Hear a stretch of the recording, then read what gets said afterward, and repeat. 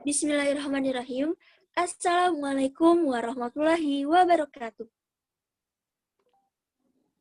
Segala puji bagi Tuhan semesta alam, berkat rahmat dan karunia-Nya, kita dapat berkumpul untuk menyaksikan materi mengenai sintesa protein.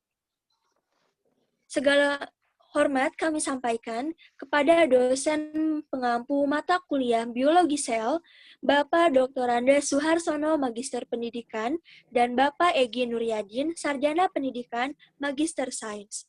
Dan tak lupa yang kami banggakan dan kami rindukan, rekan-rekan seperjuangan. Pada kesempatan kali ini, kami dari kelompok 3 akan membahas sebuah materi yang berjudul Sintesa Protein. Sebelumnya, saya mohon izin untuk memperkenalkan anggota dari kelompok 3. Yang pertama, ada Iin Elvira BR Ginting yang akan membahas tentang protein dengan NPM 192154044. Yang selanjutnya ada saya sendiri yang akan membahas tentang DNA RNA dengan NPM 192154100. Yang selanjutnya ada Sabrina Gatavani yang akan membahas mengenai transkripsi dengan NPM 192154103. Dan yang terakhir ada Zulfa Rifana Bila yang akan membahas tentang translasi dengan NPM 192154029. Nah, materi yang pertama adalah mengenai protein yang akan dibahas oleh Iin. Kepadanya disilakan. Baik, terima kasih kepada moderator yang sudah mempersilahkan saya untuk membahas materi yang pertama, yakni tentang protein. Next.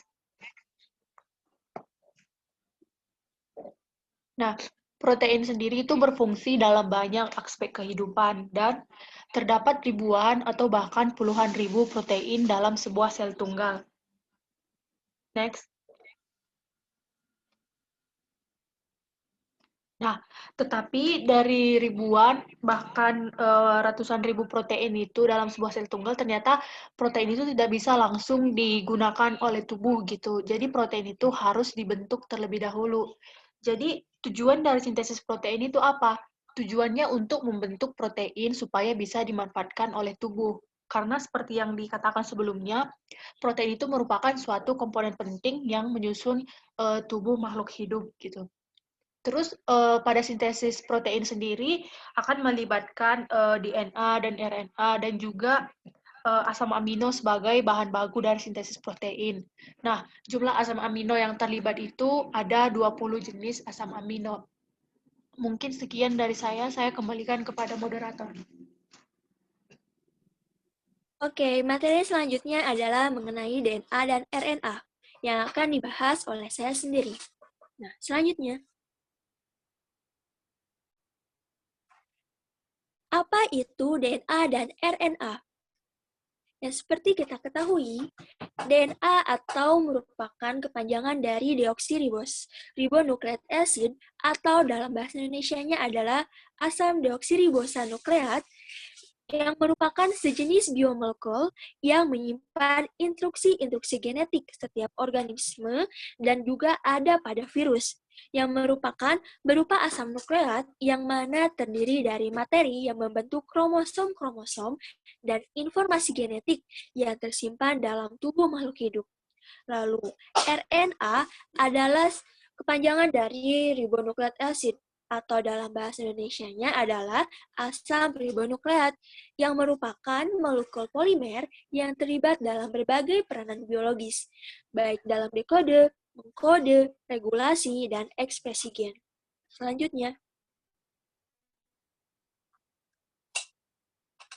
Nah, struktur dari penyusun DNA RNA itu sendiri, DNA tersusun atas asam nukleat yang terdiri dari polinukleotida yang berasal dari deoknukleotida, di mana unit pembangunnya disebut dengan deoksinukleot. DNA mempunyai susunan kimia berupa polimer dari rantai panjang nukleotida. Setiap nukleotida terdiri dari gula pentosa, deoksiribosa, gugus fosfat, dan basa nitrogen. Sedangkan pada RNA, polimer dalam pembentukan RNA ada hanya nukleotida yang tersusun atas satu gugus fosfat, gula pentosa ribosa, basa nitrogen yang terdiri atas basa purin dan pirimidin yang mengikat bersela-seling antara satu dengan lainnya. Molekul polimer di dalamnya punya peran dalam mengkode, dekode, regulasi, dan ekspresi gen. Jumlah RNA dalam sel ada yang tetap, namun kebanyakannya adalah tidak tetap, karena RNA mudah terurai dan harus diproduksi ulang. Selanjutnya,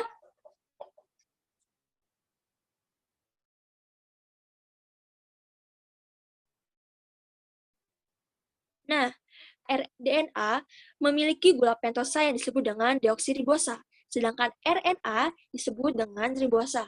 Fosfatnya sama, sedangkan basa nitrogen yang ada pada DNA, purin DNA itu terdiri dari adenin dan guanin, sedangkan purin DNA terdiri dari sitosin. DNA terdiri dari adenin dan guanin.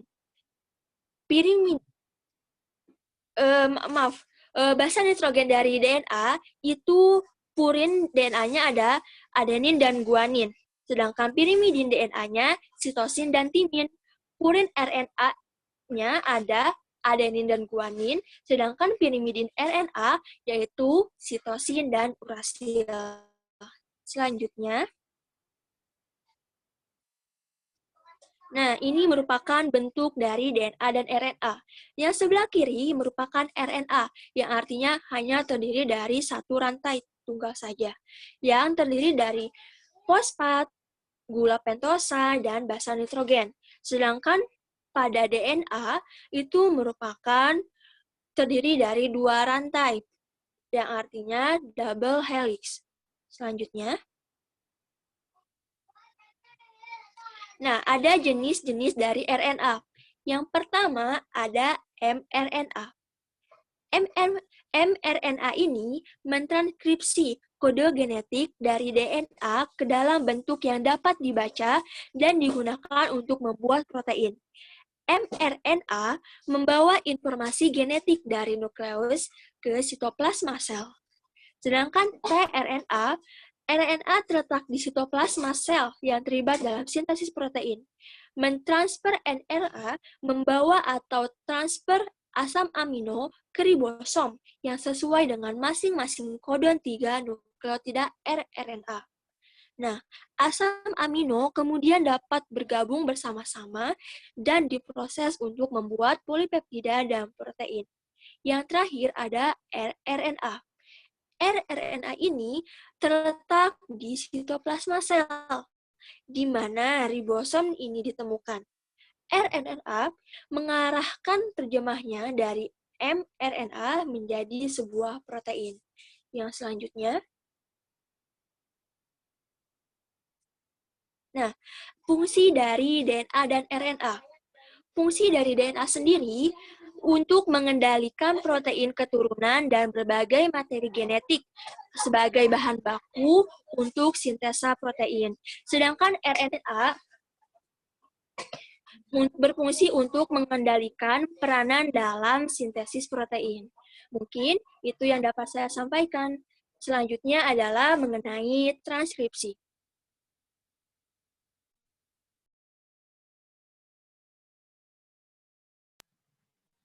Baik, di sini saya akan menjelaskan mengenai transkripsi. Untuk yang pertama, saya akan menjelaskan dulu ya seputaran transkripsi. Transkripsi itu merupakan penyalinan kode genetik pada DNA menghasilkan RNA duta atau mRNA. Proses ini melibatkan enzim RNA polimerase. Nah, untuk segmen-segmen DNA yang mengkode protein itu ingat disebut gen. Nah, di suatu gen itu diawali dengan promoter dan diakhiri dengan terminator atau terminasi. Baik ya.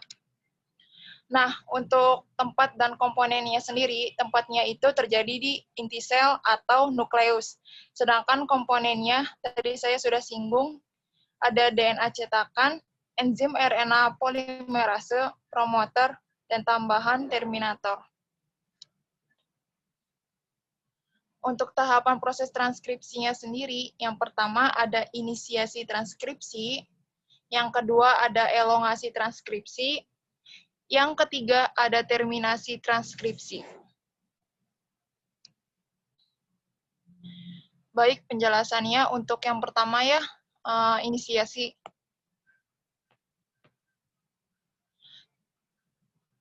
Transkripsi ini kan tadi kan sudah dijelasin ya, melalui 3 tahapan. Yang pertama ini inisiasi.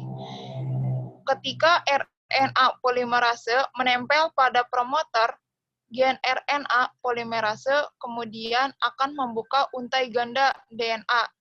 Nah, si RNA polimerase ini selanjutnya akan menyusun nukleotida nih. Si nukleotidanya ini membentuk rantai RNA duta atau mRNA penyusun nukleotida. Nanti terjadinya di untai DNA cetakan seperti yang digambar ya, yang sense. Lalu selanjutnya elongase, penyusunan nukleotida RNA. Salah satunya itu untai DNA pada sebuah gen akan berperan sebagai cetakan untuk menyusun nukleotida RNA. Ini disebutnya juga sebagai untai pencetak atau template. Nah, di nukleotida RNA ini kemudian akan disusun nih membentuk rantai RNA duta atau mRNA berdasarkan urutan basa nitrogennya pada DNA pencetak atau template. Untai mRNA yang dihasilkan nantinya memiliki urutan basa nitrogen yang merupakan komplement dari urutan basa nitrogen pada DNA pencetak. Misalkan apabila DNA ini pencetaknya basa nitrogennya timin. Nah, pasangan timin itu ya ada ini yang DNA ya. Kalau guanina sitosin. Berbeda dengan mRNA, timinnya itu diganti jadi urasil. Seperti itu. Lalu selanjutnya yang terakhir, terminasi. Ketika RNA polimerase mencapai bagian terakhir atau terminator atau terminasi dari gen, maka selesailah proses transkripsi ini. DNA, RNA duta atau mRNA, dan RNA polimerase akan memisahkan diri. Nah, si mRNA yang dihasilkan dari proses transkripsi ini akan keluar dari nukleus menuju sitoplasma untuk mengalami proses translasi. Sekian penjelasan dari saya kembalikan kepada moderator. Oke, yang selanjutnya adalah materi mengenai translasi yang akan disampaikan oleh Zulfa. Silakan. Baik, terima kasih kepada moderator yang telah mempersilahkan saya. Saya di sini akan yang terakhir, yaitu proses translasi. Nah, proses translasi sendiri merupakan penerjemahan kode genetik oleh ribosom menghasilkan polipeptida. Selanjutnya,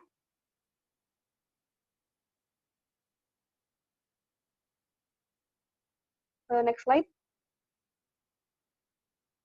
Lalu apa saja bahan yang dibutuhkan untuk melakukan proses translasi ini dan di manakah tempatnya?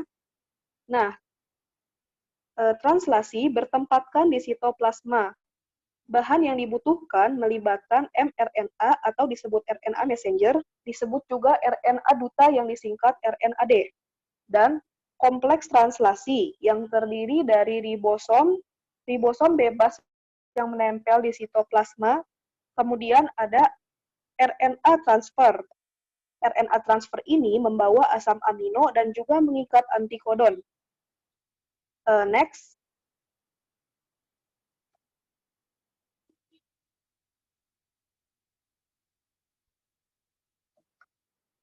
Untuk proses translasi, next slide lagi.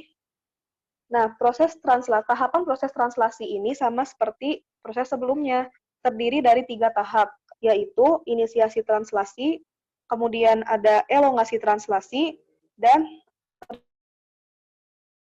terakhir ada terminasi translasi.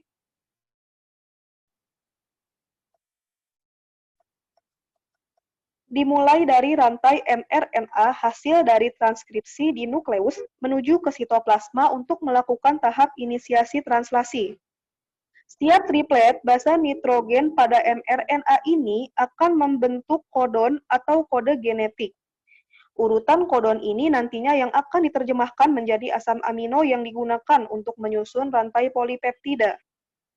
Nah, untuk mengetahui jenis asam amino yang akan dikode, maka perlu melihat tabel asam amino seperti pada layar berikut ini. Nah, jika kode menunjukkan basa nitrogen UUU, maka asam amino yang dihasilkan adalah fenilalanin. Jika UCU, maka serin, dan seterusnya. Namun di sini ada 4 kodon dengan fungsi khusus. Yang pertama ada kodon AUG. Selain ia berfungsi untuk menerjemahkan asam amino metionin, ia juga berperan dalam memulai proses translasi kodon start. Kemudian ada UAA, UAG, dan UGA yang berperan sebagai kodon stop, yaitu yang mengakhiri proses translasi. Mereka juga disebut sebagai kodon nonsense atau kodon yang tidak menerjemahkan asam amino apapun. Nah, untuk tahap inisiasi ini ada di gambar sebelah kirinya. Dimulai dari ribosom subunit kecil berikatan pada mRNA pada start kodon AUG. Setiap asam amino dibawa oleh RNA transfer atau tRNA yang bersifat spesifik. Setiap tRNA memuat antikodon, yaitu triplet basa nitrogen yang komplementer dengan basa nitrogen pada kodon mRNA. Nah, bisa dilihat di gambar ya, di situ ada tRNA yang letaknya di tengah. Ia membawa asam amino di atasnya. Nah, asam amino ini yang merupakan terjemahan dari kodon. Di situ tertera kan, di start kodon itu AUG, maka asam amino yang diterjemahkannya itu adalah metionin. Nah, yang di bawahnya itu metionin. Nah, tRNA ini juga di bawahnya mengikat antikodon yang komplementer dengan kodonnya. Seperti yang dijelaskan sebelumnya tadi di proses transkripsi, komplementer ini berarti jika kodon menunjukkan AUG, maka antikodonnya adalah UAC. Nah, kemudian setelah antikodon berikatan dengan kodon spesifiknya, maka ribosom subunit besar berikatan dengan ribosom subunit kecil, sehingga membentuk kompleks translasi, seperti yang ada di gambar di bawahnya. Nah, ribosom subunit besar itu memiliki 3 situs. Yang pertama ada situs A atau aminoasil yang letaknya di sebelah kanan. Kemudian di tengahnya ada situs P, yaitu peptidil. Di situs peptidil ini, tRNA yang membawa asam amino metionin tadi yang diterjemahkan dari start kodon AUG, ia tempat berikatan di situs P tadi. Nah, kemudian di sebelah kirinya yaitu ada situs E atau exit. Selanjutnya untuk proses elongasi. Next. Nah, untuk proses elongasi translasi. Selama elongasi, ribosom akan membaca kodon yang ada di situs A. Apabila kodon yang ada di situs A adalah UUU, maka tRNA selanjutnya yang mengikat pada situs A akan membawa asam amino fenilalanin sesuai dengan tabel tadi, dengan antikodonnya AAA.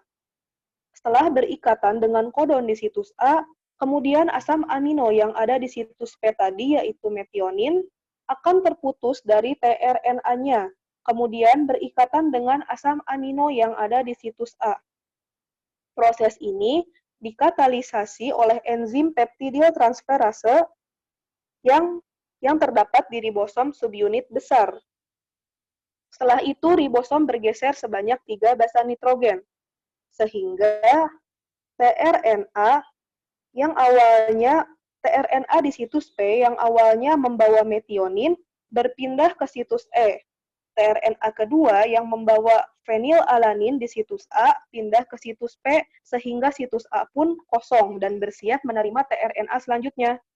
tRNA di situs E kemudian lepas dari ribosom dan kemudian datang tRNA baru mengisi situs A.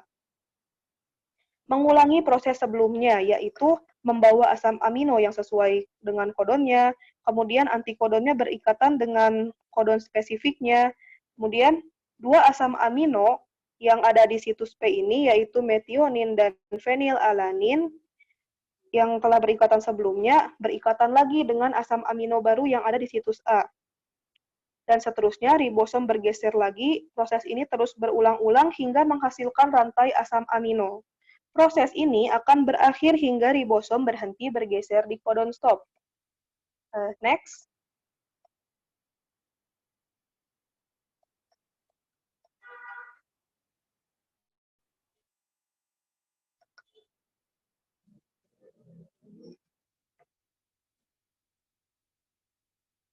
Next slide.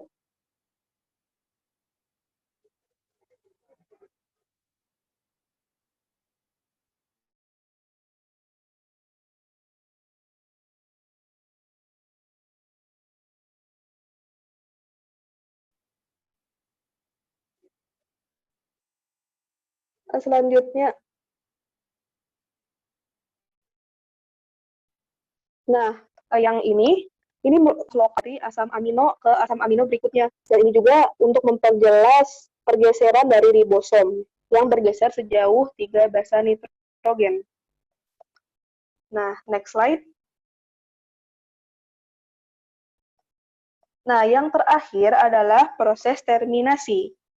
Setelah proses elongasi berakhir, maka datanglah faktor pelepas yang berikatan di situs A memicu rantai polipeptida di situs P terlepas. Kompleks translasi pun terurai dan polipeptida disintesis.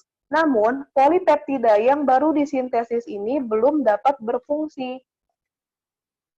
hingga polipeptida tersebut melalui tahap modifikasi struktur tertentu, seperti penambahan karbohidrat ekor atau glikosilasi, kemudian penambahan lipid, penambahan kelompok prostetik, dan lain-lain. Kemudian, untuk menjadi protein fungsional, maka dilakukan modifikasi pasca translasi, yaitu dengan pelipatan protein yang bertahap, hingga akhirnya terbentuk protein kompleks dengan 2 atau lebih subunit.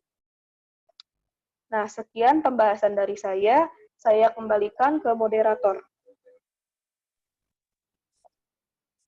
Nah, itulah penjelasan mengenai sintasa protein. Apabila teman-teman semuanya ada yang ingin ditanyakan, silakan ditanyakan. Sekian dari kami. Terima kasih telah menyimak materi ini. Semoga kita senantiasa dalam keadaan sehat dan selalu dalam keberkahan. Terima kasih atas perhatiannya. Wassalamualaikum warahmatullahi wabarakatuh.